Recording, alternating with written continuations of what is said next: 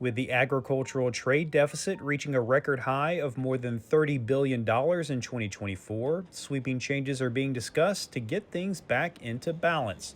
And chief among them is a possible tariff placed on goods imported from Canada and Mexico, which would impact one sector in particular. Some parties may benefit and some may be hurt. So we have producers of fruits and vegetables in this country. To the extent that we put a trade barrier in place and prevent and raise the price of goods that are coming in from Mexico, say for fruits and vegetables, it might make fruit and vegetable products in the United States more competitive. And so that may actually raise the welfare of domestic fruit and vegetable producers.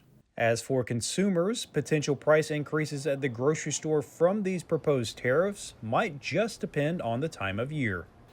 There's a different growing season for products depending on the country that they come from. And so right now, U.S. consumers are used to consuming fruits and vegetables year round, but we have a specific season for growing those products in the United States. And so if we, limit the trade between the U.S. and Mexico, say, then it may make the price of the products that we import from Mexico higher seasonally.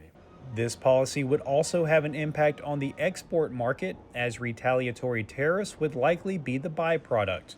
However, those effects might not be long-lasting if the U.S. is able to cultivate new partners. Domestic agricultural producers export quite a bit of what we produce. And so to the extent that tariffs overseas are put in place as retaliation to the tariffs that the United States is putting in place, then that can actually reduce the profitability, or the revenue that's able to be generated by those exporters. On the other hand, because these are bilateral tariffs, it may be the case that U.S. exporters can find alternative markets for their products. And so after a period of adjustment, it may be the case that prices even out. That forced expansion might also be a net positive in the long term, as it would showcase American goods to other countries. It may be the case that by learning we can expose consumers around the world to just how good U.S. agricultural products are.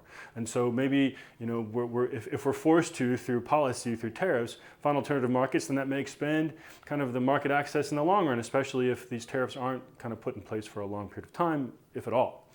So we potentially may see new markets opening to our goods. However, there is also a possible downside to limiting trade with two of the largest importers of U.S. agricultural goods. If other countries retaliate to our tariffs that we put in place, and they limit the supply of U.S. products that they purchase, well, then they may start to, and other countries around the world may start to invest in agriculture and start to produce products that compete with our exports. Reporting from Athens, I'm Damon Jones for the Farm Monitor.